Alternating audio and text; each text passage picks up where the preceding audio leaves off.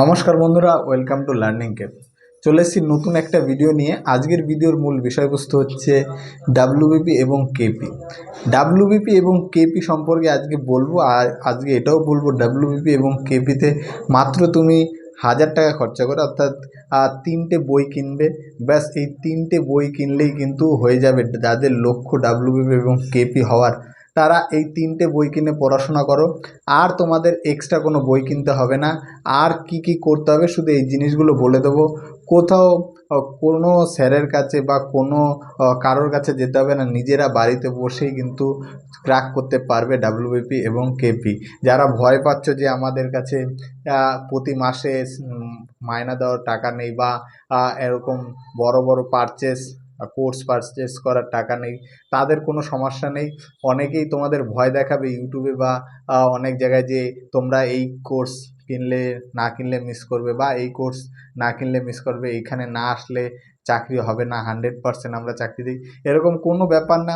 তোমরা নর্মালভাবে শুধু এই রুলসগুলো ফলো করো, তাহলেই কিন্তু ডাব্লিউবিপি বা কেপির চাকরি কিন্তু অটোমেটিক হয়ে যাবে। আমি নিজে ডাব্লিউবিপি দুবার এবং আবগারি দপ্তরে একবার পরীক্ষা দিয়েছি। পিএলিতে আমার যথেষ্ট ভালো নাম্বার ছিল।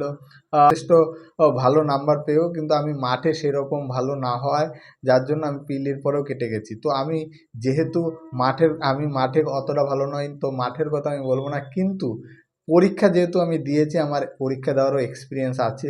তো পরীক্ষায় কি করে ভালো নাম্বার উঠবে সেটাই আমি তোমাদের বলবো। শুধু এই 3টে জিনিস ফলো করো।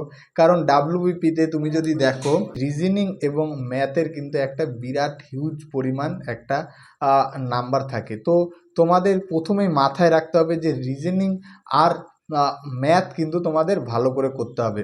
এবার রিজনিং আর ম্যাথ মানে তোমাদের ডাব্লিউবিপিতে 25+25, হ্যাঁ, আর কেপিতে প্রায় তোমাদের প্রিলিতে কিন্তু 30 আর অ্যাপ্রক্স 30, আশা করি টোটাল 60, আর এদিকে কিন্তু 50 নাম্বার, অর্থাৎ 85 নাম্বারের পরীক্ষায় কিন্তু 50 নাম্বার তোমার কিন্তু ডাব্লিউবিপিতে কিন্তু ম্যাথ এবং রিজনিং, অর্থাৎ যারা ম্যাথ এবং রিজনিং ঠিকঠাক করতে পারবে তারাই কিন্তু ডাব্লিউবিপির চাকরি পেয়ে যাবে। অর্থাৎ এই 50-এর মধ্যে 45+ বা 45 তোমাদের রাখতে হবে, তাহলে কিন্তু অটোমেটিক তোমরা যদি জিকেতে খুব ভালো নাও হও, তবুও কিন্তু চাকরি পেয়ে যাবে। তো ম্যাথ আর রিজনিং ভালো করে করতেই হবে। এবার তোমাদের বলে দিই স্ট্র্যাটেজি কি। প্রথমে তোমাদের বলে রাখি, 3টে বই কিনতে হবে। যে 3টে বইয়ের কথা আমি বললাম, সেই 3টে বই কিনতে হবে। আর কারোর কথা তোমাদের মাথায় রাখতে হবে না, তুমি শুধু এই জিনিসগুলো ফলো করো। অনেকেই তোমাদের অনেক কথা বলবে, ডিমোটিভেট করে, সেরকম নয়। আমিও এই 3টে বই পড়েই কিন্তু পরীক্ষা দিয়েছিলাম। 1 নম্বর বই হচ্ছে সুবীর দাস ম্যাথ, 2 নম্বর হচ্ছে সুবীর দাস জিআই, 3 নম্বর হচ্ছে দেব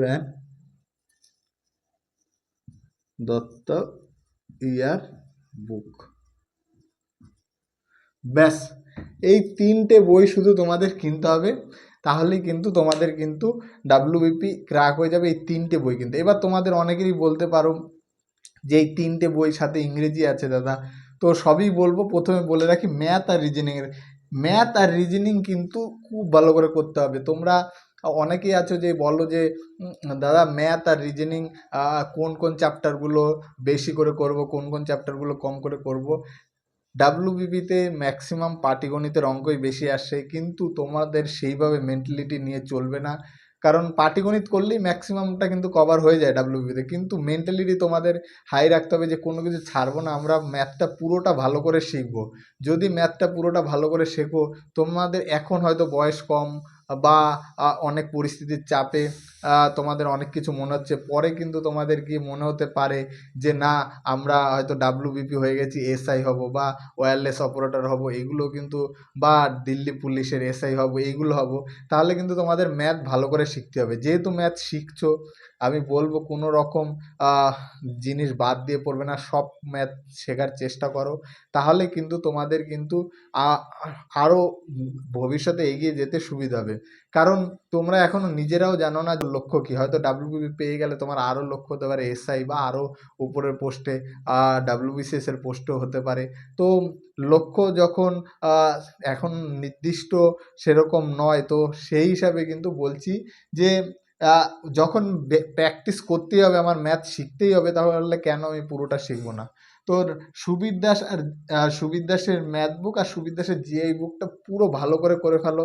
ব্যাস এই এই এই দুটো বই করলেই কিন্তু আর অন্য কোনো বই থেকে ম্যাথ আর রিজনিং করতে হবে না। কোনো রকম নোটস, কোনো রকম পিডিএফ কিচ্ছুর দরকার নেই। শুধু সারাদিন পিডিএফ বা নোটস এই পেছনে ঘুরে সময় নষ্ট করো না, এই জায়গার থেকেই পড়াশোনা করো, এই জায়গার থেকেই কিন্তু ম্যাথ আসবে। তুমি যদি ফুড এসের যদি সবচেয়ে কঠিন যে অঙ্কগুলো আছে সেই অঙ্কগুলো যদি তুমি ঠিকঠাক খোঁজো, সুবীর দাসের বইয়ে কিন্তু সেই অঙ্কগুলো সেম ডিজিটের কিন্তু তুলে দিয়েছে। এইটা কিন্তু তুমি যদি তোমার কাছে যদি ফুড এসের যদি কোশ্চেন পেপার থাকে তাহলে দেখে নেবে।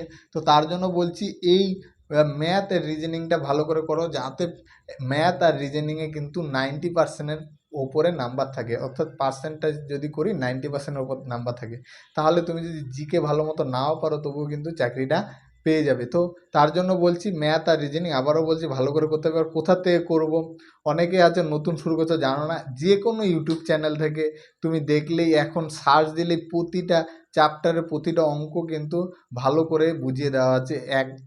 ইউটিউবে সার্চ দেবে সুবীর দাসের শতকরা, দেখবে অনেকের ম্যাথের চলে আসবে। তো এইগুলো নিয়ে কোনো সমস্যা নেই, তুমি বই কেনো, বাড়িতে বসে সেলফ স্টাডি করো। এবার আসি জিকে। জিকে কোথার থেকে পড়বে? দেব অ্যান্ড দত্তিয়ার বুক। আমি তোমাদের একদম 100% কনফার্ম দিচ্ছি, কোনো রকম কোনো নোটস বা কারোর কিচ্ছু লাগবে না।